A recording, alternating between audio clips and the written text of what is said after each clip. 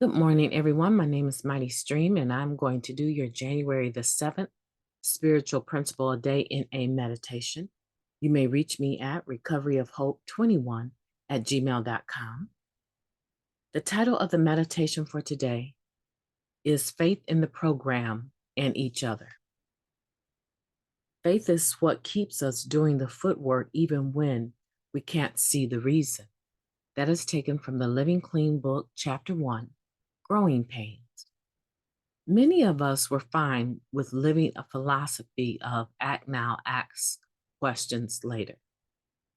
In our addiction, we did what we had to do, the footwork of using, perhaps, and had a certain degree of faith within the chaos of that lifestyle.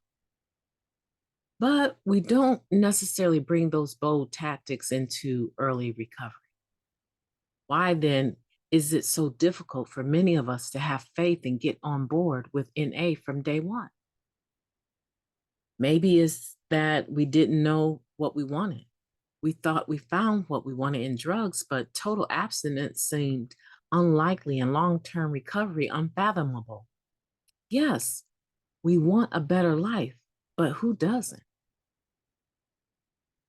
It's suggested we go to meetings, help set up the room, read the book, call a member when we're feeling squirrely, ask someone to be our sponsor so that they can take us through those unfathomable 12 steps. We also think this works for you, but what if it doesn't work for me? And why do you seem so sure it will? A lot of us would say the reasons are evident. Here are a bunch of addicts who didn't use today, who set up and ran a meeting that started and ended on time. They shared their experience, strength, and hope. They griped about their day but stayed clean anyway. They were joyful with each other, celebrating recovery milestones with gratitude. When speaking, most expressed their faith in the program and in each other. At some point, we made a decision to do the footwork without a clear picture of our destination. Why? Some of us are so desperate, we'll do anything to stop the pain. For others, it's a lightning bolt spiritual awakening, a moment of clarity. Some of us take tiny steps or have many moments of clarity. Others find a single person to trust, and that drives our decision. Still others cling to our rebelliousness and then find ourselves celebrating a year clean, then 5 years, then a quarter century. No matter what kicks it off, this decision is, for many of us, our first experience of faith. We hear that more will be revealed, and more is. I see abundant evidence around me that NA works. I just need a bit of faith every day to keep me willing to follow my path of recovery. Let's take a moment of silence followed by the we version of the Serenity. Moment of silence now, please. God, grant us the serenity to accept the things we cannot change, the courage to change the things that we can, and the wisdom to know the difference. Just for today, please and thank you. Faith in the program and each other is a work in and of itself. It's not something that automatically comes overnight for anyone. The level of faith that I had when I got to Narcotics Anonymous in August of 1993 is a lot different than the faith that I have today. I would venture to say that the faith I had back then was somewhat haphazard. It wasn't intentional.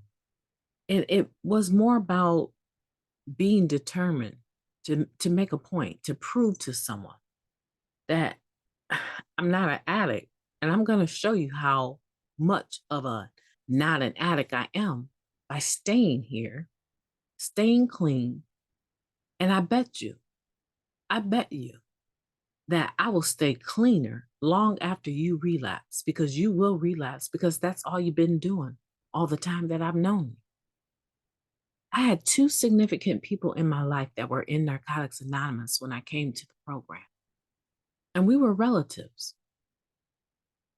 And I had dealt with their using and not using and seeing the harm that they were causing on um, my mother and their mother. And it was just amazing to me how self-centered they could actually be. And when I finally came to the rooms of Narcotics Anonymous, it was on an invitation to go to a world convention in Chicago in 1993. Now, granted, I knew that I wanted to show up at that convention clean and enjoy that free room that my relative sponsor was paying for. But I was flirtatious all weekend as a married woman. I was very flirtatious. I really didn't think, oh, come Monday, I would still be clean.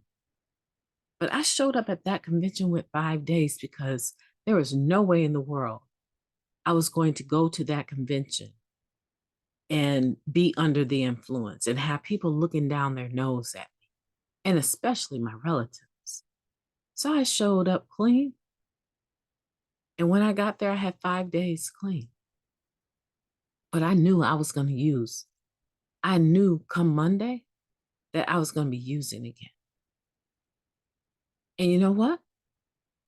That Monday, I showed up to work earlier than anyone else, and I received a promotion that very first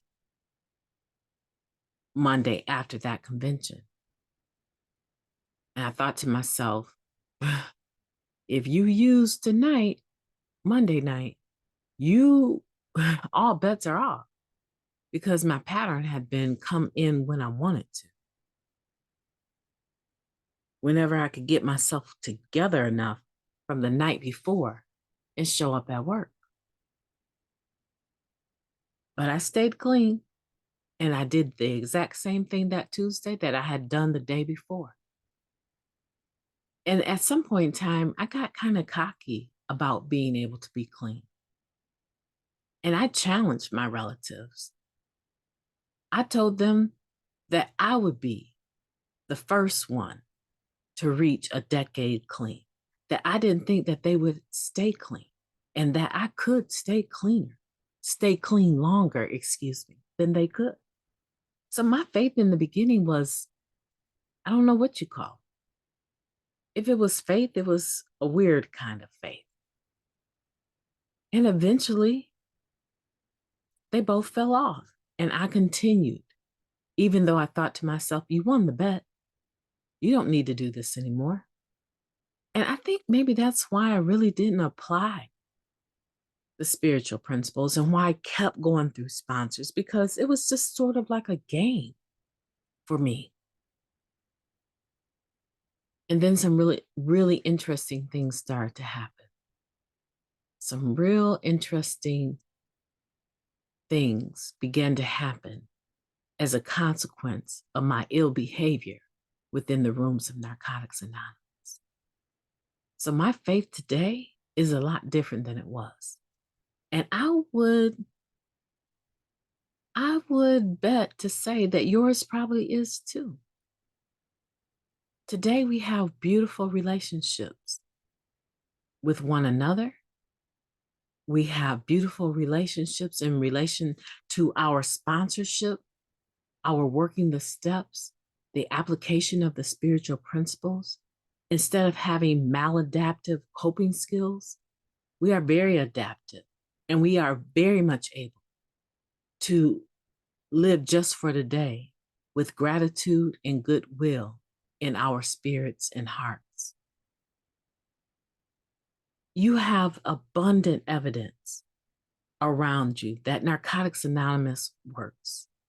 And even though your faith level is different than the initial faith level, it also is different from day to day depending on what you're going through. But all you need to know is the last part of this meditation is that you just need a bit of faith every day to keep you willing to following your path of recovery. I believe in you. I believe in you. And if you don't believe in yourself today, let my faith for your recovery and your higher power be enough to carry you through to the next moment. If you're white knuckling it and barely holding on, get into some of these online NA meetings. Go to some of these events that are happening over the next couple of months and broaden your horizons and allow people to come into your life that have walked the same path that you're walking. Learn how to disconnect from the energies that are not for you and connect to the ones that are for you. I know you can do it. And I also know that you've been in the flow of the stream and you are going to do something wonderful and mighty today. Make January the 7th be the best day that you've ever lived this year. And I know that if you do this in faith, you're going to have a marvelous day. Have a beautiful day on purpose. Talk to you soon.